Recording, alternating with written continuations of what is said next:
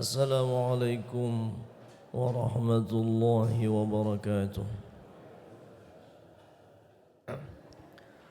A'udzu billahi minasy syaithanir rajim. Bismillahirrahmanirrahim. Alhamdulillahilladzi anzala 'ala 'abdihi al-kitaba wa lam yaj'al lahu 'iwaja. Qayyiman liyunzira ba'san shadidan min ladunhu wa yubashshira al-mu'minina alladhina ya'maluna as-salihati anna lahum ajran hasana. Allahumma salli wa sallim ala sayyidina Muhammadin al-Mustafa wa ala alihi wa sahbihi ahli as-sidqi wal wafa. Amma ba'd. Bapak Ibu saudara jamaah rahimakumullah, alhamdulillah. Tsumma alhamdulillah, segala puji syukur kita kepada Allah Ta'ala atas nikmat anugerah yang Allah berikan kepada kita semuanya. Semoga dapat kita syukuri dengan sebaik-baiknya. Allah jadikan kita, masukkan kita ke dalam bagian dari hamba-hambanya yang pandai bersyukur, min ibadihi syakirin. Salawat salam ke atas baginda Nabi Muhammad sallallahu alaihi wasallam serta keluarga, para sahabat dan pengikut setianya hingga akhir masa. Bapak Ibu saudara rahimakumullah, insyaallah kita akan melanjutkan kembali tadarrus bacaan Al-Qur'an kita, masuk juz ke-17. Juz ke-17 dimulai dari surah Al-Anbiya ayat 1. Sekali lagi kita mulai dari juz ke-17. Juz ke-17 dimulai dari surah Al-Anbiya ayat 1. Fa insyaallah sebagian ayat-ayatnya akan disyarahkan oleh guru kita Ustaz Toto Edi Darmo MA. Mari kita awali majelis kita dengan baca bersama bacakan suratul Fatihah. Semoga dengan barakah, dengan wasilah Al-Quran, Allah Ta'ala anugerahkan untuk kita, keluarga kita, saudara kita, kekuatan iman Islam hingga akhir hayat kita, anugerahkan sehat afiah. Dia anugerahkan keberkahan. Kita khususkan ya, bermohon kepada Allah semoga dengan wasilah barakah Al-Quran dan juga salawat Nabi kita, negeri ini dilindungi oleh Allah Ta'ala dari hal-hal yang tidak baik ya. Semoga baik pemimpin maupun rakyatnya semua diberikan hati yang sabar, yang halus ya, yang saling penyayang, jauhkan dari perpecahan, dari konflik. Juga kita tentu hadiahkan kebaikan pahala bacaan Al-Quran untuk orang tua kita, guru kita, saudara-saudara kita yang telah wafat. Semoga hajat-hajat yang baik Allah kabulkan. Semoga pula yang sakit Allah berikan kesembuhan, kesehatan. Ala hadhihi niyyah wa likulli niyatin salihah. Wa ila hadratin alihi wa sahbihi wa dhurriyyatihi. Abadu wa tabi'in awliya. hadratin abaina wa majna Al-Fatiha. A'udzu billahi minasy syaithanir rajim. Bismillahirrahmanirrahim. Alhamdulillahi rabbil alamin. Ar-Rahmanir Rahim. Maliki yaumiddin. إياك نعبد وإياك نستعين اهدنا الصراط المستقيم صراط الذين أنعمت عليهم غير المغضوب عليهم ولا الضالين آمين رب اغفر لنا ولوالدينا وللمسلمين وللمؤمنين آمين يا رب العالمين.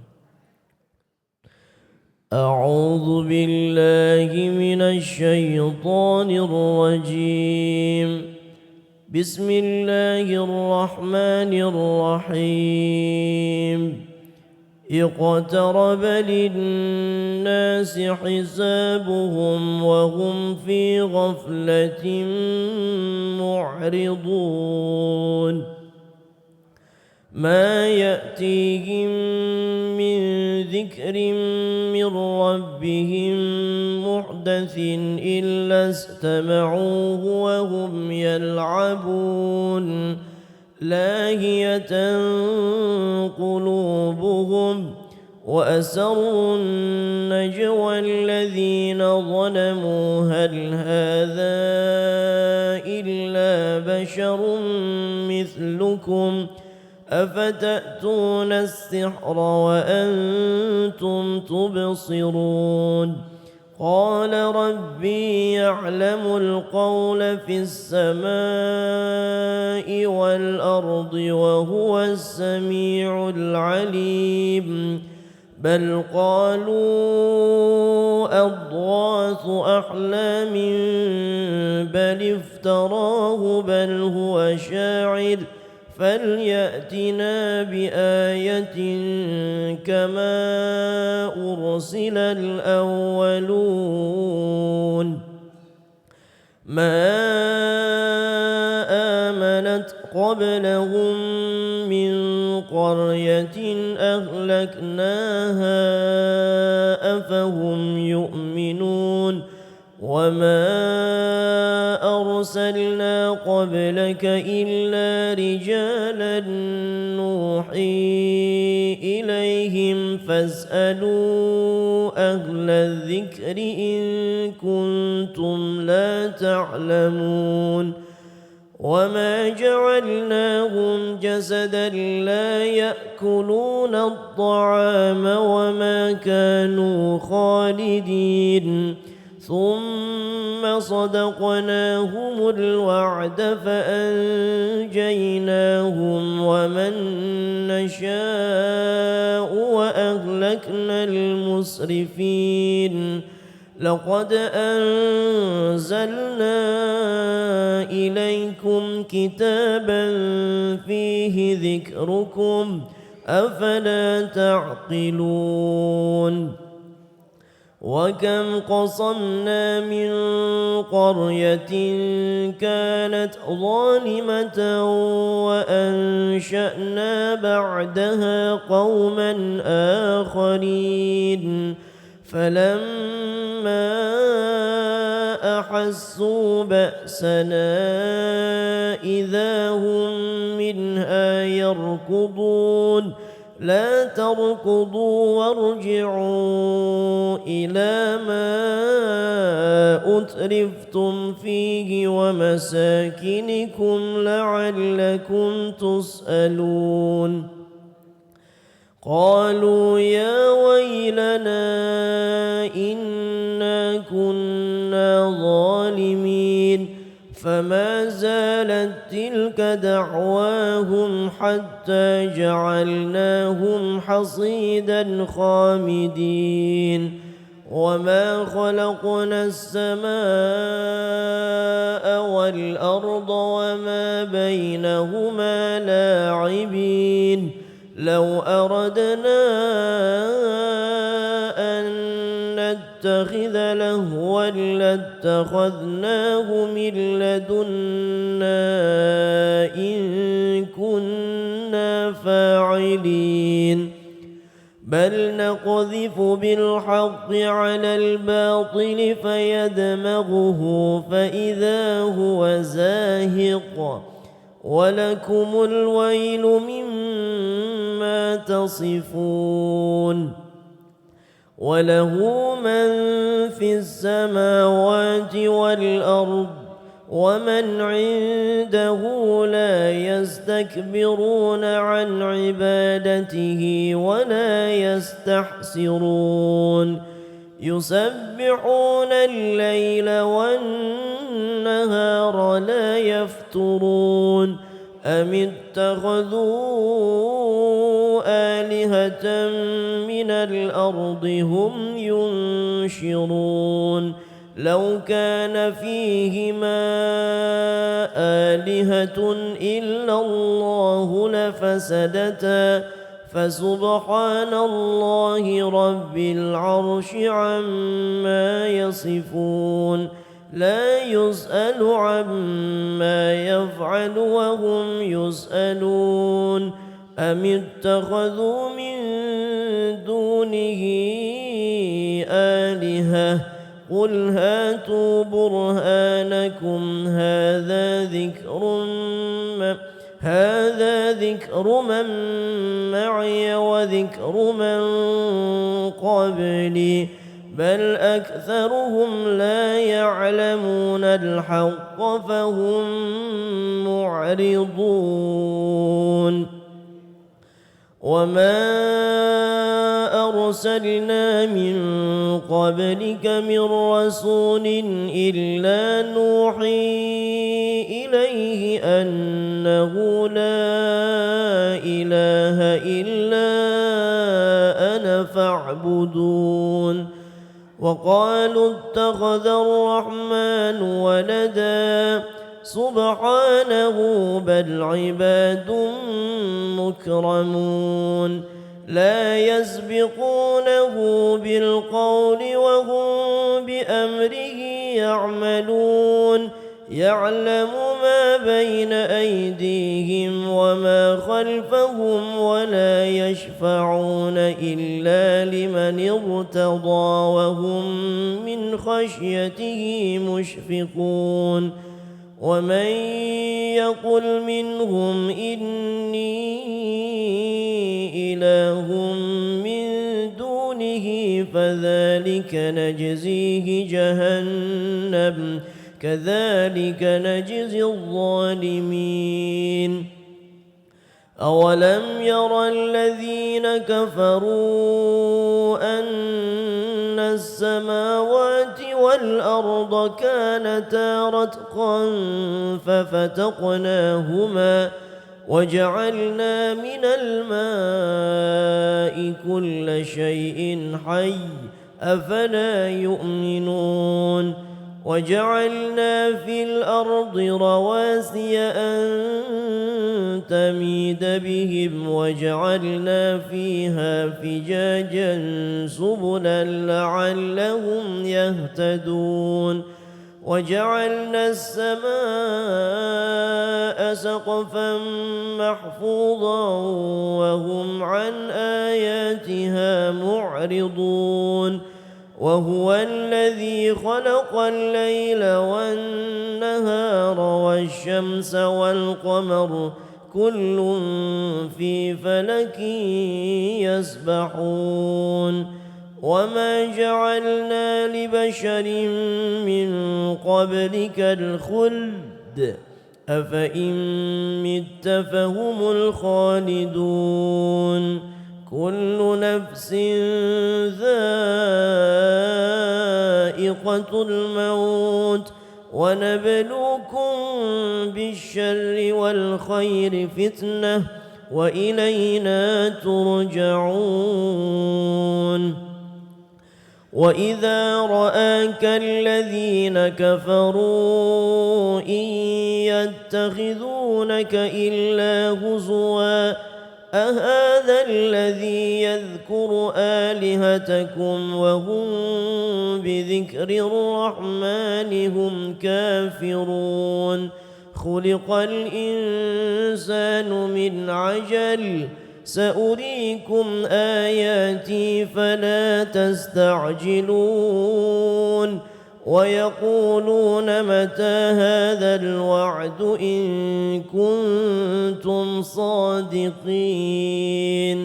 لو يعلم الذين كفروا حين لا يكفون عن وجوههم النار ولا عن ظهورهم ولا هم ينصرون بل تأتيهم بغتة فتبهتهم فلا يستطيعون ردها ولا هم ينظرون ولقد استهزئ برسل من قبلك فحاق بالذين سخروا منهم ما كانوا به يستهزئون قل من يكلؤكم بالليل والنهار من الرحمن بل هم عن ذكر ربهم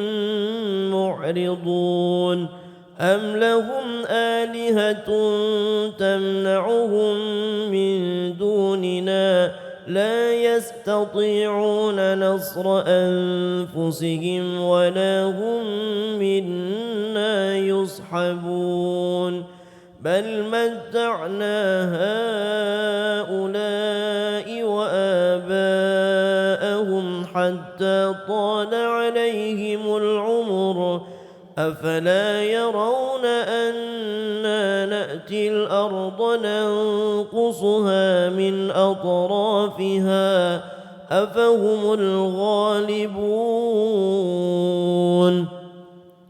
قل إنما أنذركم بالوحي ولا يسمع الصم الدعاء إذا ما ينذرون ولئن مستهم نفحة من عذاب ربك ليقولن يا ويلنا إنا كنا ظالمين ونضع الموازين القسط ليوم القيامة فلا تظلم نفس شيئا وإن كان مثقال حبة من خردل أتينا بها وكفى بنا حاسبين ولقد آتينا موسى وهارون الفرقان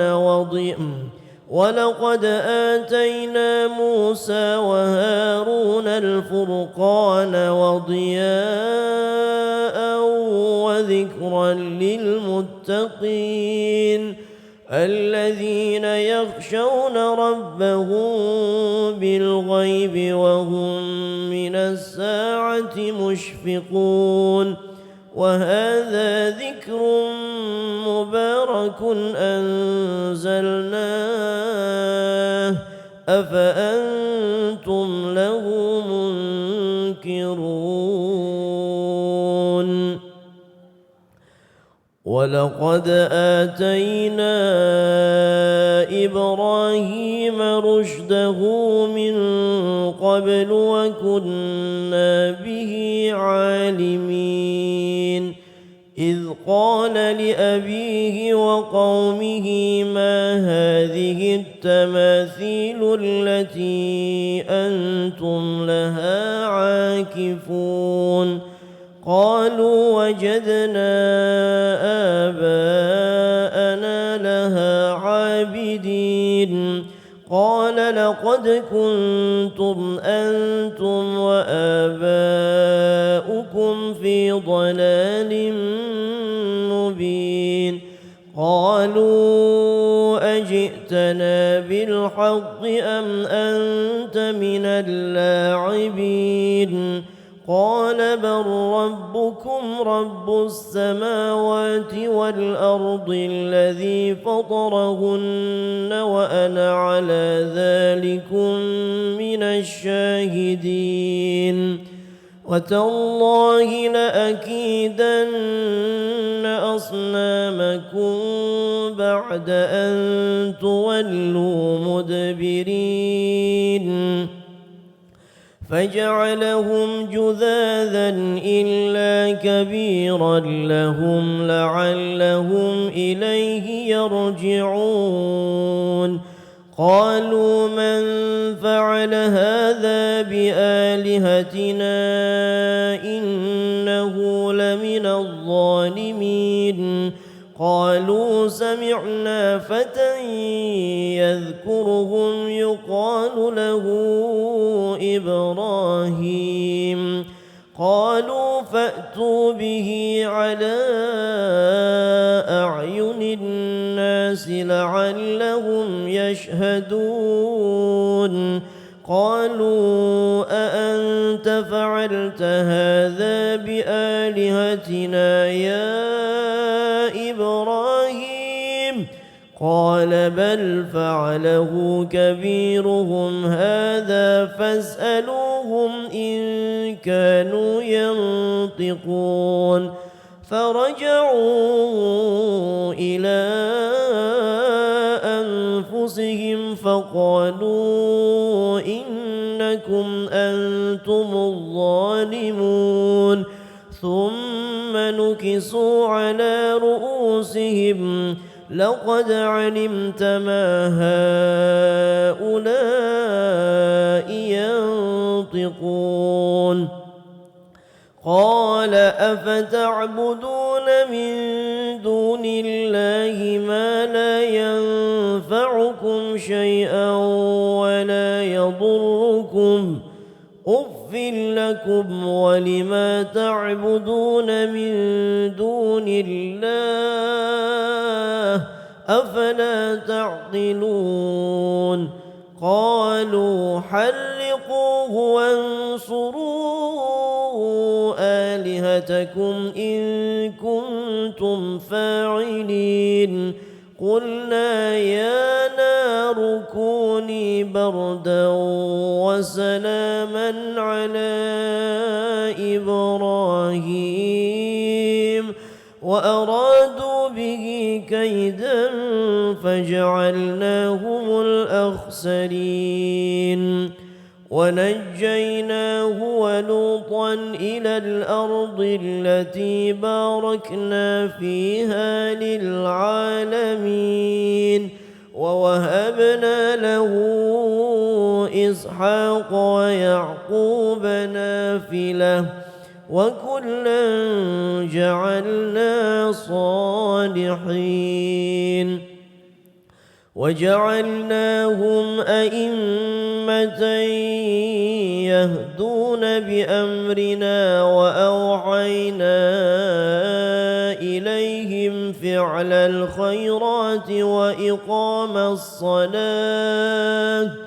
وإقام الصلاة وإيتاء الزكاة وكانوا لنا عابدين ولوطا آتيناه حكما وعلما ونجيناه من القرية التي كانت تعمل الخبائث إنهم كانوا قوم سوء فاسقين وأدخلناه في رحمتنا إنه من الصالحين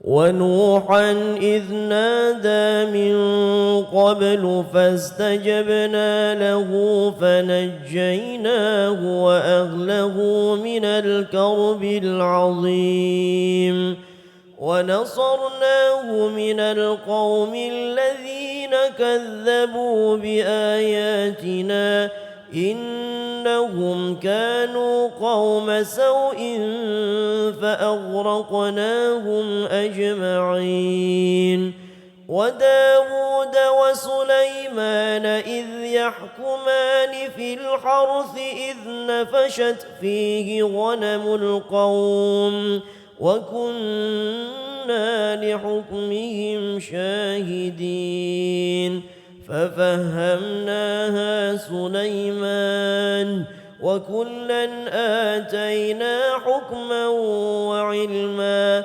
وسخرنا مع داود الجبال يسبحن والطير وكنا فاعلين وعلمناه صنعة لبوس لكم لتحصنكم من بأسكم فهل أنتم شاكرون ولسليمان الريح عاصفة تجري بأمره إلى الأرض التي باركنا فيها وكنا بكل شيء عالمين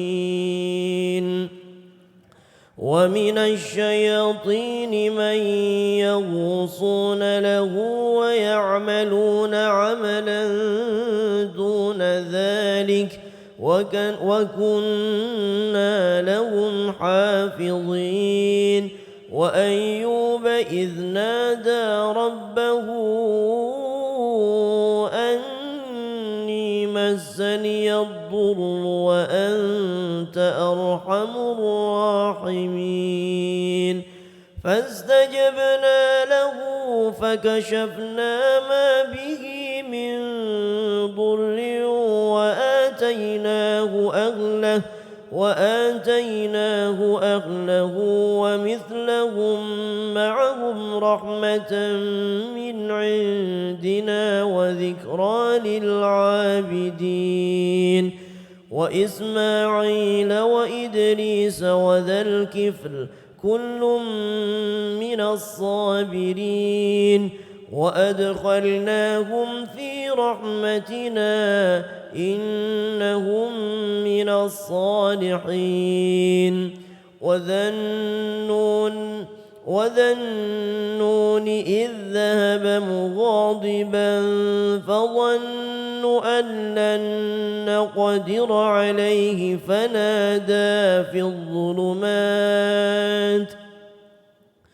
فنادى في الظلمات أن لا إله إلا أنت سبحانك إني كنت من الظالمين فاستجبنا له ونجيناه من الغم وكذلك ننجي المؤمنين وزكريا إذ نادى ربه رب لا تذرني فردا وأنت خير الوارثين فاستجبنا له ووهبنا له يحيى وأصلحنا له زوجه إنهم كانوا يسارعون في الخيرات ويدعوننا رغبا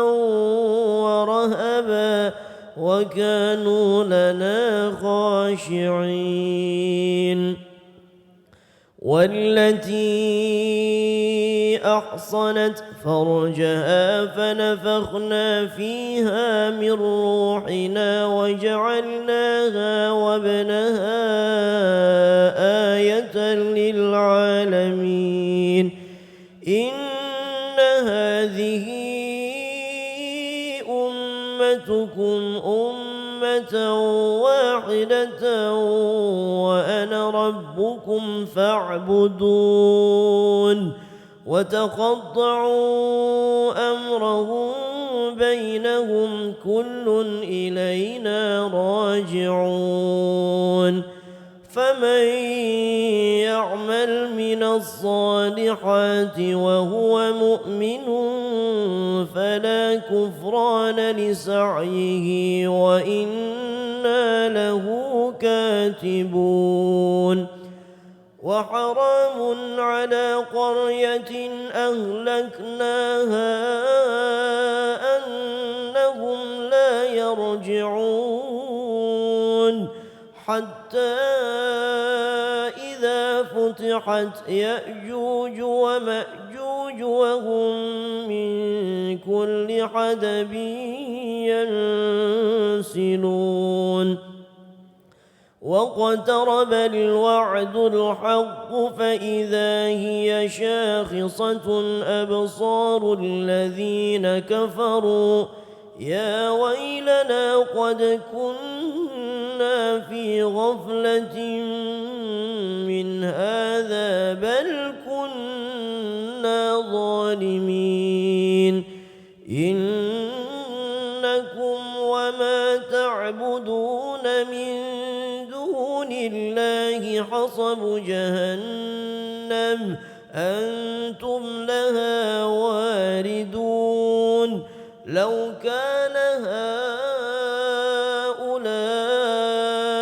آلهة ما وردوها وكل فيها خالدون لهم فيها زفير وهم فيها لا يسمعون إن الذين سبقت لهم منا الحسنى أولئك عنها مبعدون لا يسمعون حسيسها وهم فيما اشتهت أنفسهم خالدون لا يحزنهم الفزع الأكبر وتتلقاهم الملائكة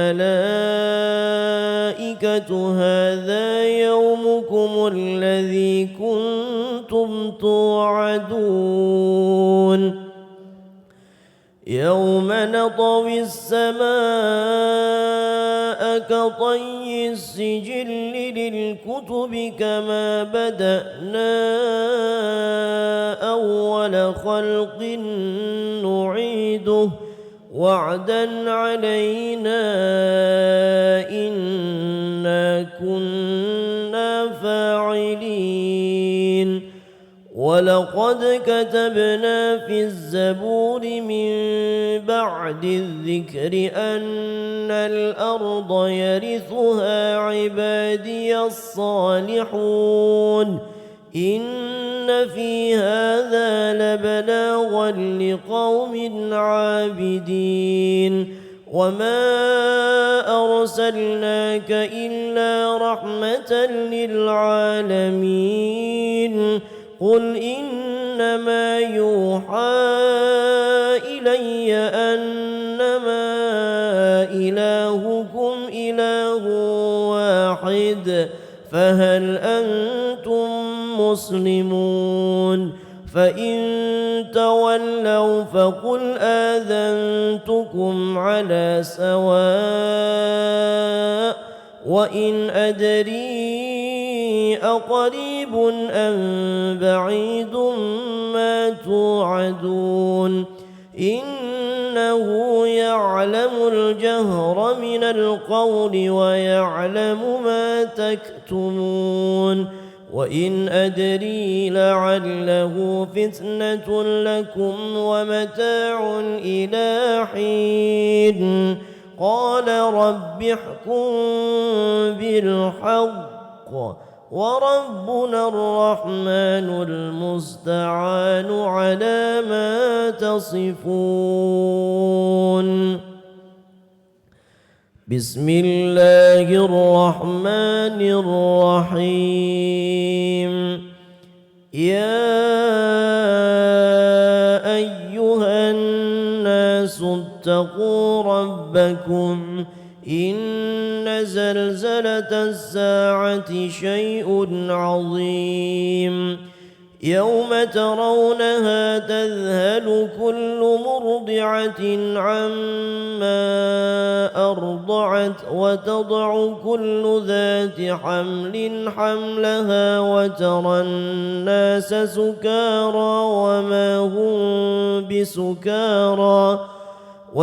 الناس سكارى وما هم بسكارى ولكن عذاب الله شديد ومن الناس من يجادل في الله بغير علم ويتبع كل شيطان مريد كتب عليه أنه من تولاه فأنه يضله ويهديه إلى عذاب السعير يا أيها الناس إن كنتم في ريب من البعث فإنا خلقناكم من تراب فإنا إنا خلقناكم من تراب ثم من نطفة ثم من علقة ثم من مضغة مخلقة وغير مخلقة لنبين لكم ونقر في الأرحام ما نشاء إلى أجل مسمى ثم نخرجكم طفلا ثم لتبلغوا أشدكم ومنكم من يتوفى ومنكم من يرد إلى أرذل العمر لكي لا يعلم من بعد علم شيئا وترى الأرض هامدة فإذا أنزلنا عليها الماء اهتزت وربت وأنبتت من كل زوج بهيج ذلك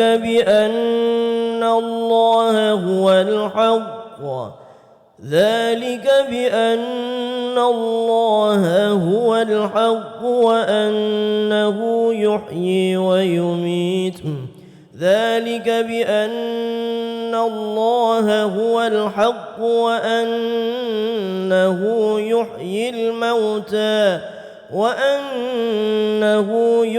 الموتى وأنه على كل شيء قدير وأن الساعة آتية لا ريب فيها وأن الله يبعث من في القبور ومن الناس من يجادل في الله بغير علم ولا هدى ولا كتاب منير ثاني عطفه ليضل عن سبيل الله له في الدنيا خزي ونذيقه يوم القيامة عذاب الحريق ذلك بما قدمت يداك وأن الله ليس بظلام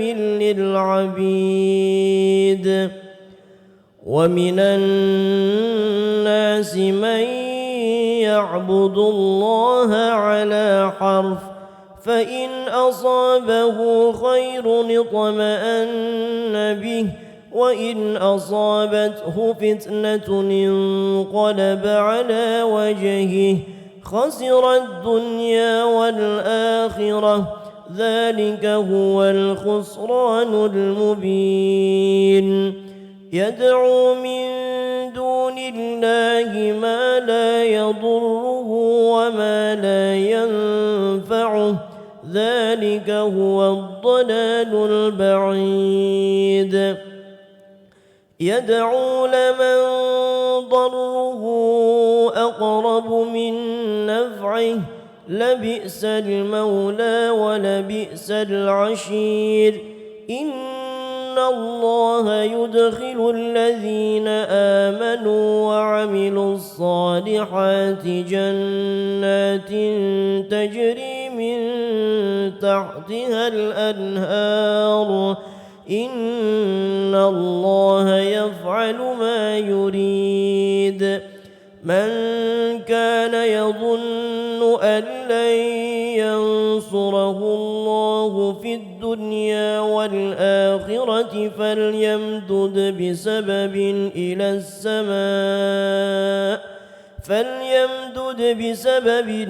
السماء ثم ليقطع فلينظر هل يذهبن كيده ما يغيظ وكذلك أنزلناه آيات بينات وأن الله يهدي من يريد إن الذين آمنوا والذين هادوا والصابئين والنصارى والمجوس والذين أشركوا إن الله يفصل بينهم يوم القيامة إن الله على كل شيء شهيد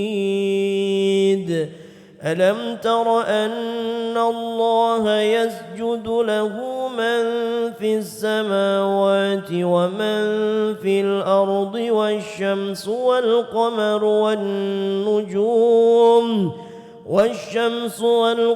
والنجوم والجبال والشجر والدواب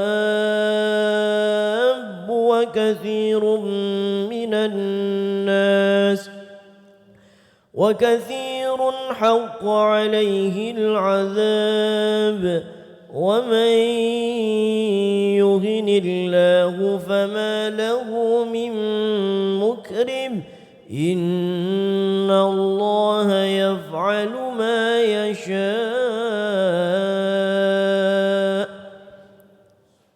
الله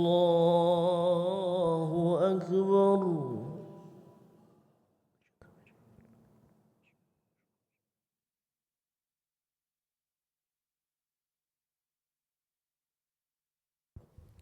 الله أكبر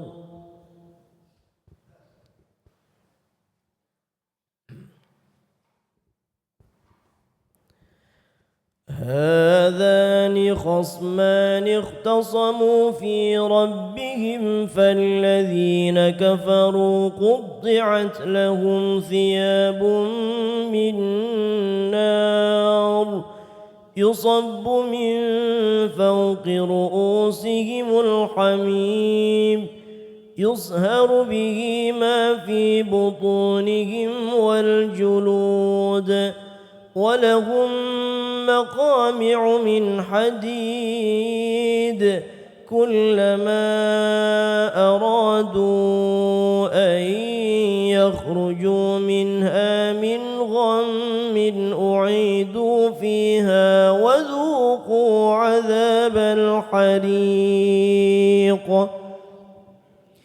إن الله يدخل الذين آمنوا وعملوا الصالحات جنات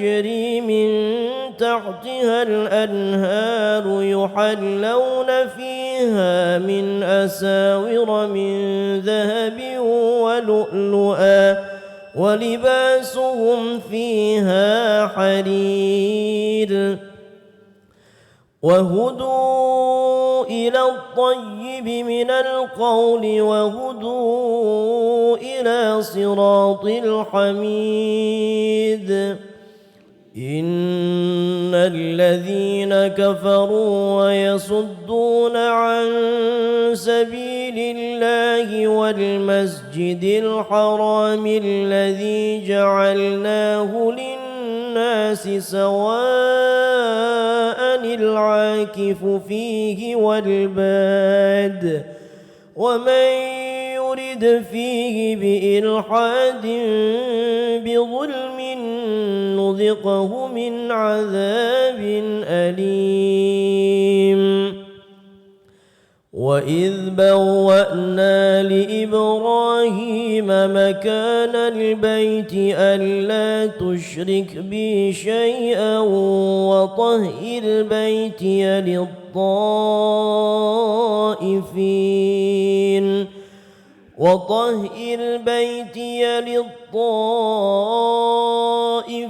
والقائمين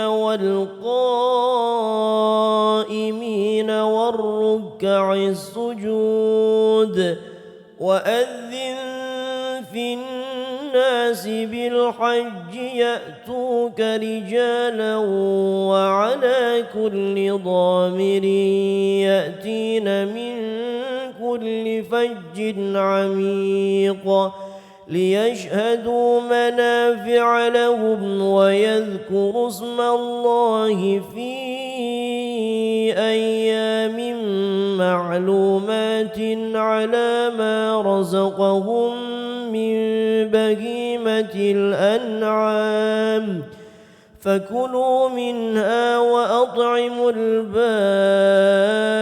الفقير ثم ليقضوا تفثهم وليوفوا نذورهم وليطوفوا بالبيت العتيق ذلك ومن يعظم حرمات الله فهو خير له عند ربه وأحلت لكم الأنعام إلا ما يتلى عليكم فاجتنبوا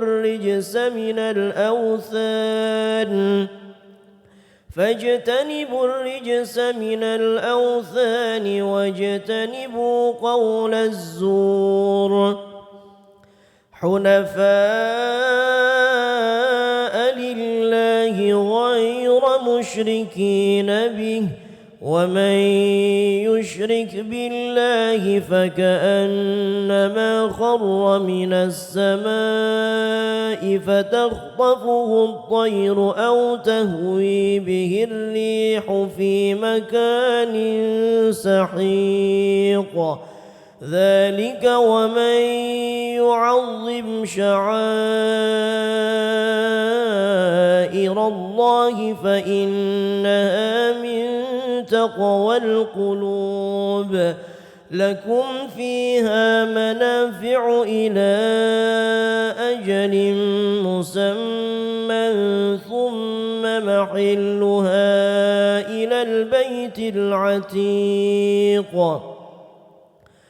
ولكل أمة جعلنا منسكا ليذكروا اسم الله على ما رزقهم من بهيمة الأنعام فإلهكم إله واحد فله أسلموا وبشر المخبتين الذين إذا ذكر الله وجلت قلوبهم والصابرين على ما أصابهم والمقيم الصلاة ومما رزقناهم ينفقون والبدن جعلناها لكم من شعائر الله لكم فيها خير فاذكروا اسم الله عليها صواف فإذا وجبت جنوبها فكلوا منها وأطعموا القانع والمعتر كذلك سخرناها لكم لعلكم تشكرون لن ينال الله لحومها ولا دماؤها ولكن يناله التقوى منكم كذلك سخرها لكم لتكبروا الله على ما هداكم وبشر المحسنين إن الله يدافع عن الذين آمنوا إن الله لا يحب كل خوان كفور أذن للذين يقاتلون بأنهم ظلموا وإن الله على نصرهم لقدير الذين أخرجوا من ديارهم بغير حق إلا أن يقولوا ربنا الله ولولا دفع الله الناس بعضهم ببعض لهدمت صوامع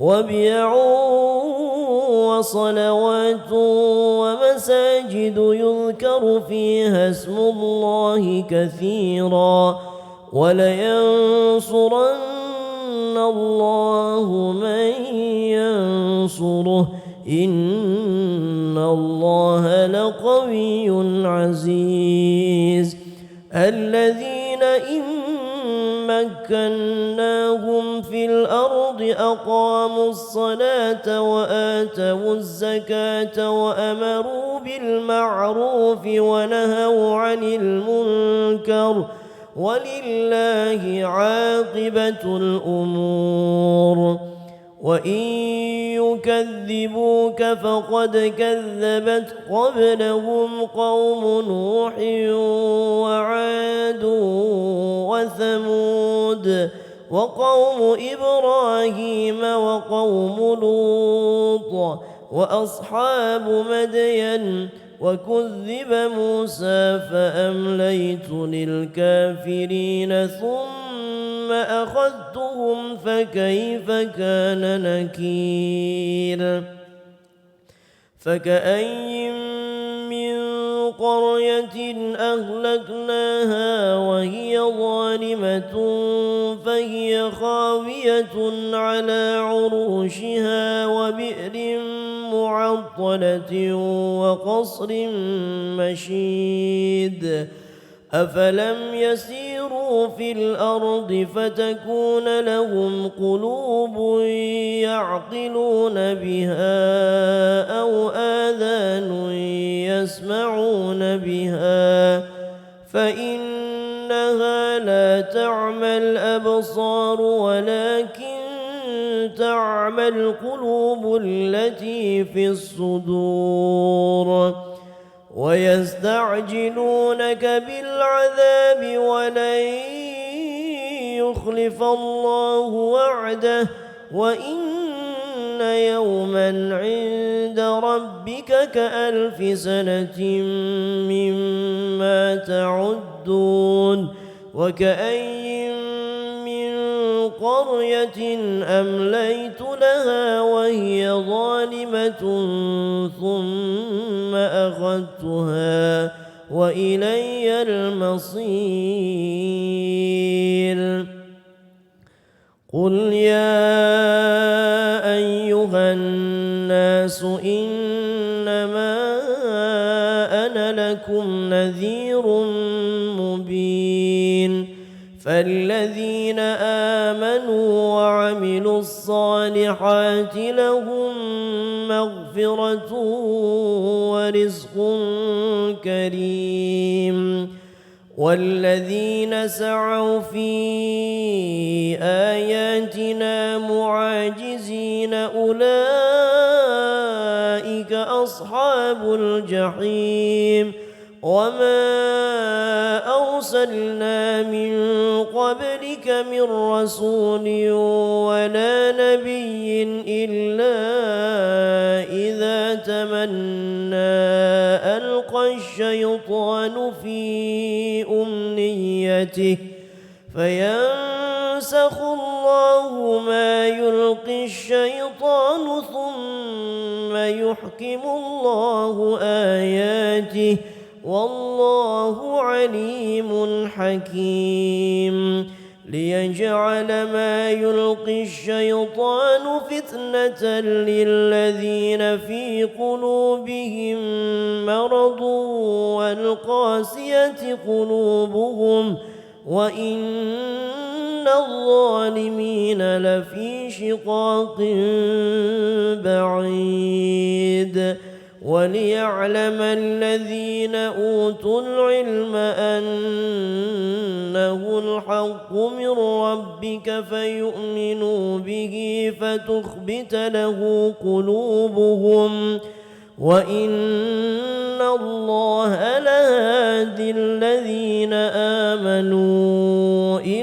صراط مستقيم ولا يزال الذين كفروا في مرية منه حتى تأتيهم الساعة بغتة أو يأتيهم عذاب يوم عقيم الملك يومئذ لله يحكم بينهم فالذين آمنوا وعملوا الصالحات في جنات النعيم والذين كفروا وكذبوا بآياتنا فأولئك لهم عذاب مهين والذين هاجروا في سبيل الله ثم قتلوا أو ماتوا ليرزقنهم الله رزقا حسنا وإن الله لهو خير الرازقين ليدخلنهم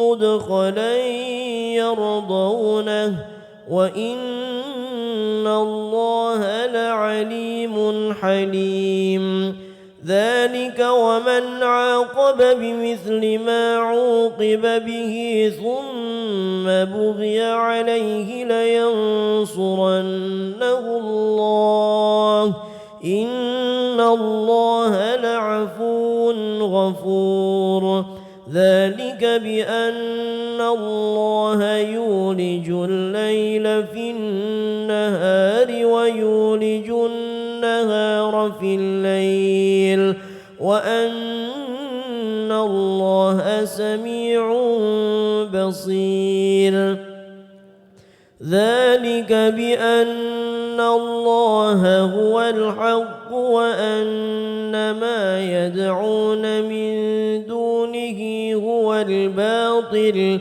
وأن الله هو العلي الكبير ألم تر أن الله أنزل من السماء ماء فتصبح الأرض مخضرة إن الله لطيف خبير له ما في السماوات وما في الأرض وإن الله لهو الغني الحميد ألم تر أن الله سخر لكم ما في الأرض والفلك تجري في البحر بأمره ويمسك السماء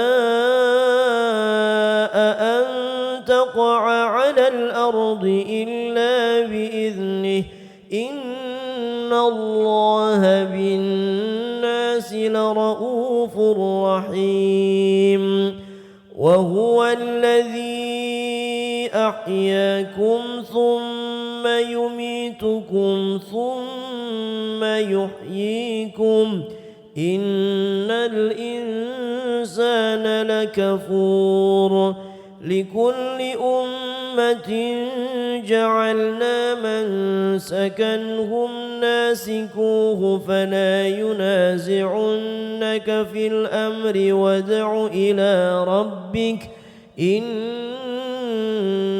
لعلى هدى مستقيم وإن جادلوك فقل الله أعلم بما تعملون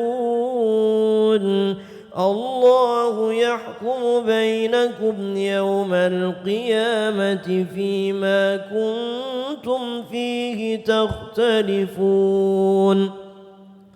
ألم تعلم أن الله يعلم ما في السماء والأرض إن ذلك في كتاب إن ذلك ذلك على الله يسير ويعبدون من دون الله ما لم ينزل به سلطانا وما ليس لهم به علم وما للظالمين من نصير وإذا تتلى عليهم آياتنا بينات تعرف في وجوه الذين كفروا المنكر يكادون يسقون بالذين يتلون عليهم آياتنا قل أفأنبئكم بشر من ذلكم النار وعدها الله الذين كفروا وبئس المصير يا أيها الناس ضرب مثل فاستمعوا له إن الذين تدعون من دون الله لن يخلقوا ذبابا ولو اجتمعوا له وإن يسلبهم الذباب شيئا لا يستنقذوه منه ضعف الطالب والمطلوب ما قدروا الله حق قدره إن الله لقوي عزيز الله يصطفي من الملائكة رسلا ومن الناس إن الله سميع بصير يعلم ما بين أيديهم وما خلفهم وإلى الله ترجع الأمور يا أيها الذين آمنوا اركعوا واسجدوا واعبدوا ربكم وافعلوا الخير لعلكم تفلحون الله أكبر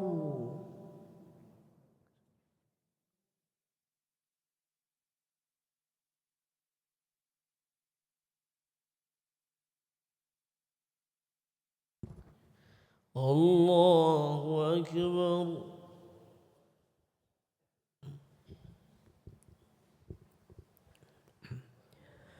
وجاهدوا في الله حق جهاده هو اجتباكم وما جعل عليكم في الدين من حرج ملة أبيكم إبراهيم هو سماكم المسلمين من قبل وفي هذا ليكون الرسول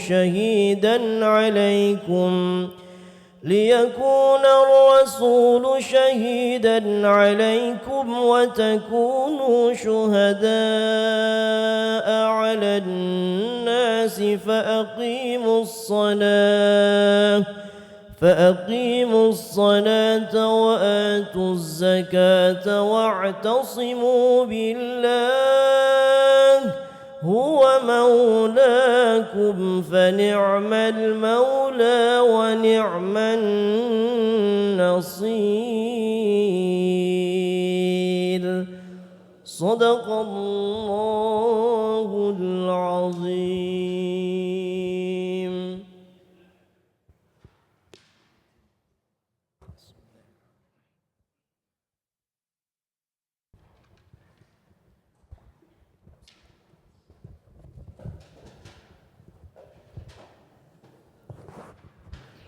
Bismillahirrahmanirrahim. Assalamualaikum warahmatullahi wabarakatuh. Alhamdulillah Alhamdulillahi Rabbil Alamin. Assalatu wassalamu ala asyrafil anbiya'i wal mursalin Sayyidina wa maulana Muhammadin sallallahu alaihi wasallam wa ala alihi wa sahbihi wa man tabi'ahum bi ihsanin ila yaumiddin. Amma ba'd. Jamaah salat subuh dan semaan Al-Quran yang dimuliakan Allah Subhanahu wa ta'ala.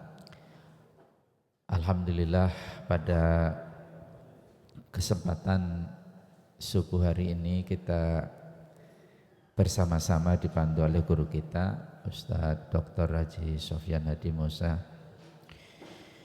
menyimak, membaca dan merenungkan juz 17 Al-Quran yang terdiri dari dua surah, yaitu surah Al-Anbiya dan surah Al-Hajj. Surah Al-Anbiya turun di Mekah, sedangkan surah Al-Hajj turun di Madinah. Tentu ada perbedaan nuansa kandungannya. Jumlah ayatnya tadi kita lihat, kalau Al-Anbiya 112 ya, sedangkan Al-Hajj 78. Jadi 190 ayat sudah kita baca. Tentu banyak sekali kandungan yang bisa kita simak ya, kita renungkan dan kita hayati bersama, kita terapkan dalam kehidupan kita. Kalau surah Al-Anbiya ini surah yang artinya itu para nabi ya. Saya coba lacak ada berapa nabi yang disebutkan di dalam surah itu. Ternyata ada yang menyebut 15 dan ada yang menyebut 16. Tetapi yang unik di ayat 107 itu juga sebenarnya menyebut Nabi Muhammad dengan posisi huruf K, yaitu ayatnya Bismillahirrahmanirrahim, wa ma arsalnaka illa rahmatan lil alamin. Itu ayatnya. Jadi kalau mungkin ditambah dengan ayat 107 itu ya Nabi Muhammad juga disebut meskipun dengan menggunakan huruf K. Jadi Nabi Ibrahim, Nabi Nuh, Nabi Hud, Nabi banyak lagi ya, tadi ada kisah Yahya, Zakaria dan sebagainya.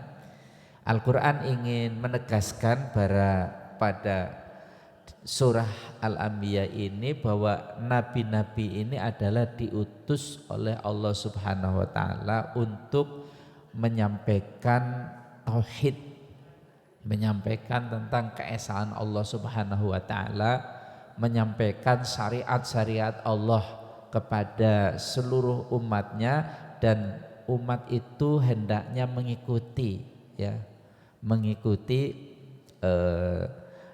ajakan para nabi, dakwah para nabi itu. Dan secara khusus di ayat 107 itu dijelaskan selain mendakwahkan tauhid kepada seluruh umat manusia, Nabi Muhammad diposisikan sebagai rahmat, kasih sayang bagi seluruh alam. Nah, ini kemudian ditafsirkan banyak sekali.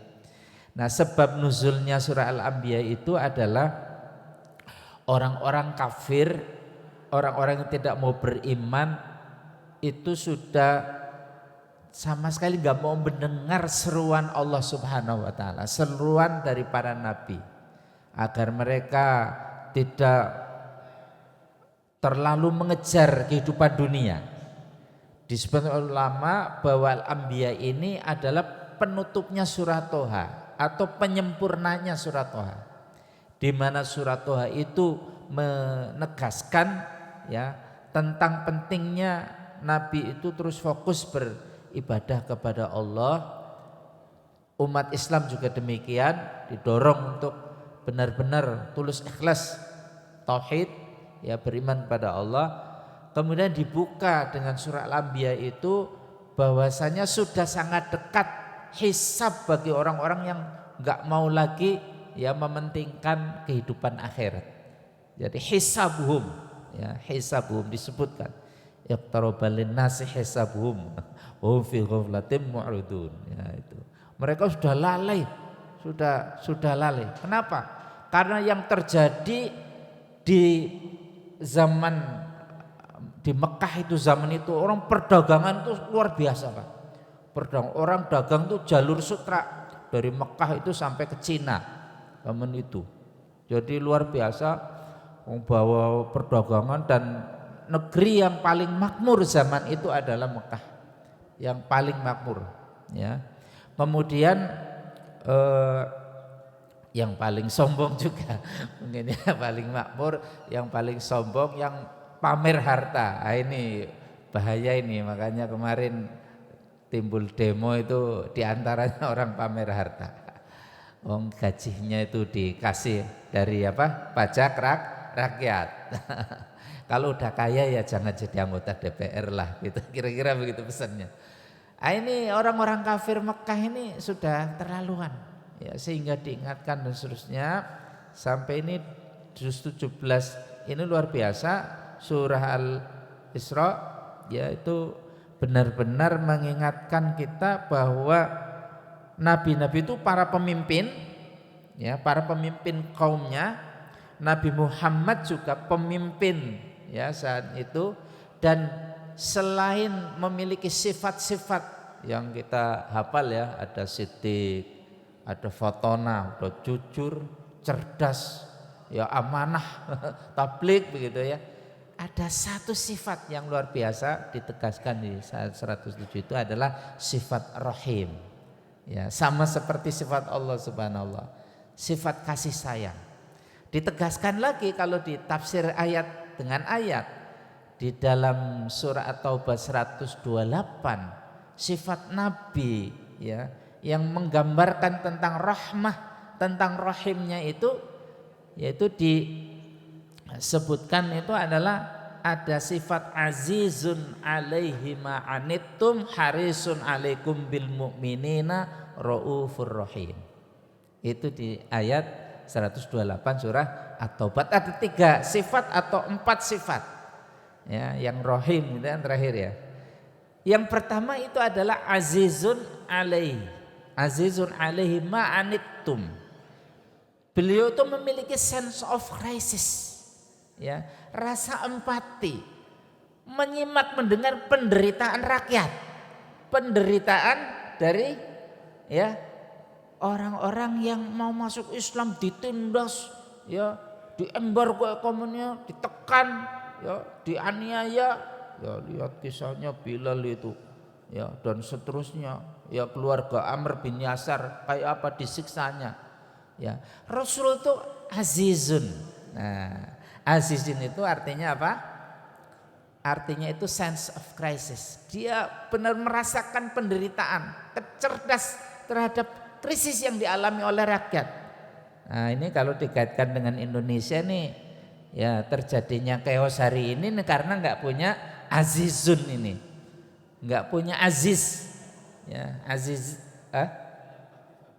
iya, empati dan punya kepedulian, ya, punya kepedulian yang tinggi.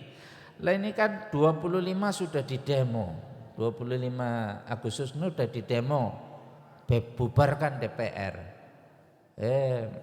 masih nggak direspon. Sementara media kan ini yang di negeri Konoha Pak lihatnya, jangan yang di negeri Indonesia. Kalau lihat negeri Indonesia baik-baik semua, ya. Misalnya apa? Ya, misalnya ini katakanlah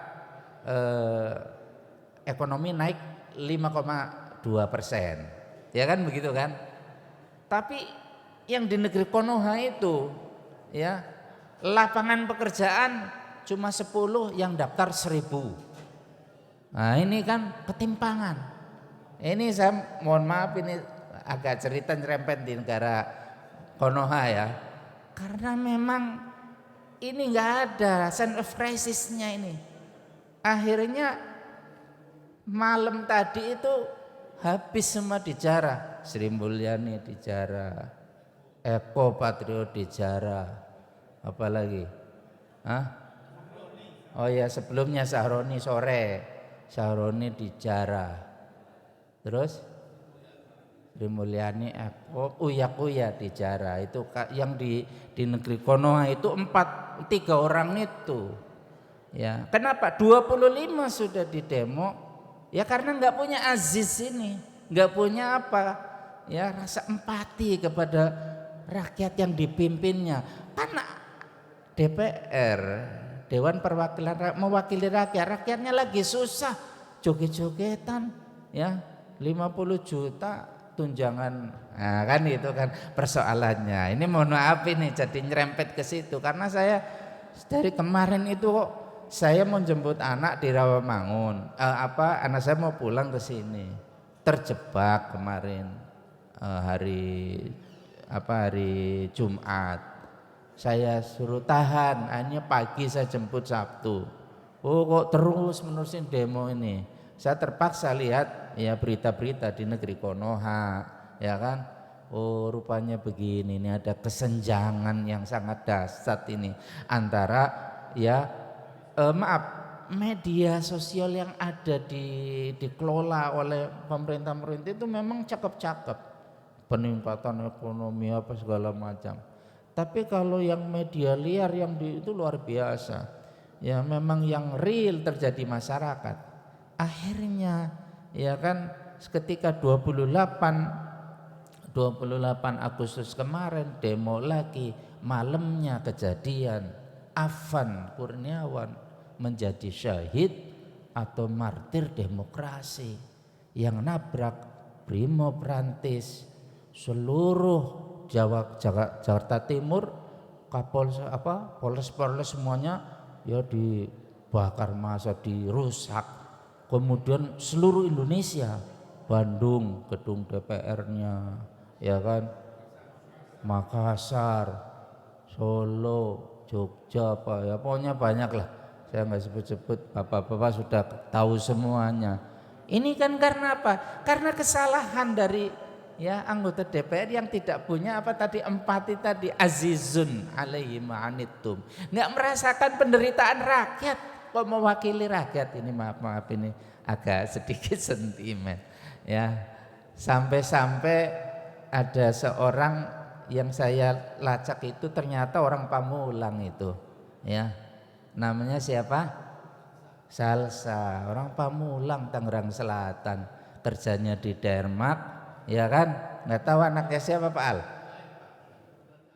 Oh dia AX, ya kan seperti, waduh, ini berapa kali di TV ya kan, waduh ini kacau ini ya, negeri kita kacau ini, nggak baik-baik saja. Begitu dia menyuarakan banyak segala macam, ya itu pun belum dicabut. Harusnya kalau mempunyai senus krisis langsung rapat udah cabut aja, itu hentikan aja 50 juta beres, nggak ada kekacauan. Lah ini kan nggak dicabut ya, akhirnya terlambat nyabutnya ini. Ya udah sekarang terjadi seperti ini gejolak, dan saya nggak tahu ini masyarakat kemungkinan semakin cerdas karena semakin paham kondisinya bahwa anggota DPR itu adalah wakil rakyat. Lah kalau rakyat itu menderita, harusnya mereka juga ikut menderita dong. Ya empati, jangan ini, ya kan, dan seterusnya. Nah, yang sifat kedua dari Rasulullah SAW itu adalah harisun alaikum bil mu'minin. Maaf ini nerangkannya Al-Anbiya 107 tapi ditafsirkan dengan surah At-Taubah 128. Apa itu harisun alaikum bil mu'minin? Yaitu Rasulullah itu sangat berusaha untuk membahagiakan umat Islam, berusaha membahagiakan. Haris benar-benar berusaha menciptakan keamanan, menciptakan keadilan, menciptakan kesejahteraan. Lah ini kalau diukur di negeri kita ini, pemimpin-pemimpinnya sudah enggak menciptakan keamanan, sudah enggak menciptakan keadilan, sudahkah menghadirkan kesejahteraan, sudahkah? Nah ini jadi pertanyaan. Maka dari itu ya belajar dari surah Al-Anbiya diantaranya adalah Nabi Muhammad SAW itu benar-benar memberikan pelajaran. Kalau mau jadi pemimpin itu harus aziz, Aziz merasakan penderitaan gitu loh. Penderitaan, saya mimpin rakyat saya seperti apa? Oh, rakyat saya di sensusnya itu yang miskin sekian, yang belum sejahtera sekian, yang perlu ditingkatkan taraf ekonomi sekian. Sekarang harus paham.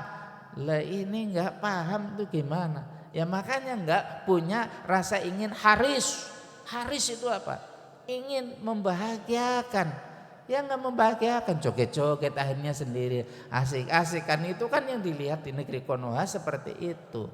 Yang di Konoha melihatnya itu ya, meskipun itu mungkin niatnya nggak begitu, niatnya saya yakin nggak niat begitu, ya kan, orang nggak niat pengen, tapi apa yang terjadi karena ini tidak benar-benar mewakili penderitaan rakyat, tidak ingin membahagiakan rakyat. Ya akhirnya kena semuanya itu orang-orang itu. Nah yang terakhir Raufun Rahim, ya yang sangat penyantun dan yang sangat penyayang. Nah inilah ayatnya, wa ma arsalnaka illa rahmatan lil alamin. Nah ini, maka ini sangat luar biasa kejadian beberapa hari terakhir ini, dari Senin sampai Kamis, puncaknya malam Jumat ya. Kemudian begitu terjadi terlindas langsung masa ngamuk. Nah, ini luar biasa ya, ngamuk, dan ternyata se-Indonesia ya, saya juga nggak. Memang ada yang menyebut ditunggangi ya, tapi pemicunya kan jelas ya kan, ada ditunggangi, tapi susah ya, apalagi yang bilang itu apa, Pak Hendro Priyono yang bilang, aduh, yang beliau sendiri banyak kasus ya kan. Jadi ini mohon izinlah agak sedikit bukan membahas politik tapi membahas kondisi kita yang dikaitkan dengan apa? Dengan sifat Rasulullah Sallallahu Alaihi Wasallam, sifat rahmah. Maka dalam satu hadis disebutkan ar-rahimuna ya mayarhamuhumur rahman, ya ar-rahimuna yarhamur rahman. Orang-orang yang memiliki rasa kasih sayang, yang peduli pada penderitaan, yang ingin membahagiakan orang lain, yang santun, ini rauf, yang santun, yang baik ya sikapnya, nggak ngumbar-ngumbar itu. Ya kan, ini kan persoalannya pamer dunia. Nah surah Al-Anbiya itu ya, itu ada satu kisah, nama itu Robi'ah. Beliau itu pernah ditawarin oleh sahabat, saya itu dikasih oleh Rasulullah sebidang tanah yang subur, saya mau kasih kamu ini separuhnya buat kamu. Oh enggak, saya enggak mau. Dikasih tuh enggak mau sahabat itu. Kenapa? Karena hisabnya berat. Orang saya waktu itu mendengar Rasulullah surah Al-Anbiya hadir, beliau cerita ini hisab ya, harta itu sangat berat. Hisabnya sangat berat. Loh kok dipamer-pamerkan dia, kalau sudah merasa sultan ya enggak usah jadi wakil rakyat lah, berhenti aja udah ya kan, karena itu duitnya itu adalah pajak dari rakyat, itu kan merasa seperti itu. Jadi Bapak Ibu sekalian, pelajaran dari surah Al-Anbiya ini tentunya sangat luas, sangat banyak ya. Saya mengambil 107 ya, surah Al-Anbiya ini aja, satu aja ternyata menjadi pemimpin itu ya, kalau ditafsirkan Rahim itu adalah tadi harus aziz ya, haris ya, berusaha ya bisa mensejahterakan dan membahagiakan ya masyarakat yang dipimpinnya. Dan yang terakhir Rauf Rahim ya, sikapnya santun, di situ ya ada kebijaksanaan ya masyarakat lagi. Ini ada satu hadis atau ulama yang mengatakan ya, kezaliman yang mendekati syirik itu adalah orang yang pesta makan di depan pengemis yang lagi kelaparan. Jadi lagi makan pesta gitu ya, itu di depannya itu pengemis pun lagi kelaparan. Itu waduh, gimana itu perasaannya orang yang ngemis, ya Allah 3 hari 3 malam gak makan, di sini orang pesta makan ya kan, sama seperti itu kalau disimbolisasi seperti itu. Maka ini ya harus kepekaan terhadap sense of crisis ya, sense of achievement ya, jadi perasaan bagaimana memimpin itu, jangan rauf, ini Rahim yang sana. Maka dari itu orang-orang yang benar punya sifat kasih sayang itu akan dikasihi oleh ya Allah, ya para penduduk langit. Ya maka irhamu man fil ardi yarhamkum man fis sama. Ya tebarkanlah rahmah kasih sayang kepada seluruh manusia yang ada di muka bumi ini, seluruh kehidupan yang ada di bumi ini. Pasti kalian akan mendapatkan kasih sayang dari Allah yang Maha Pemurah. Wa rabbunar rahmanu ala ma tasifun. Allah itu adalah yang Maha Rahman. Mungkin itu sajalah intinya. Baru surah Al-Anbiya. Kalau surah Al-Hajj intinya juga puncak ibadah itu adalah haji. Begitu saja, hadanallahu iyyakum ajma'in. Wassalamualaikum warahmatullahi wabarakatuh. Allahumma rahamna bil Qur'an waj'al lana imaman wa hudan wa rahmah. Allahumma dzakkirna minhu ma nasina wa'allimna minhu ma jahilna.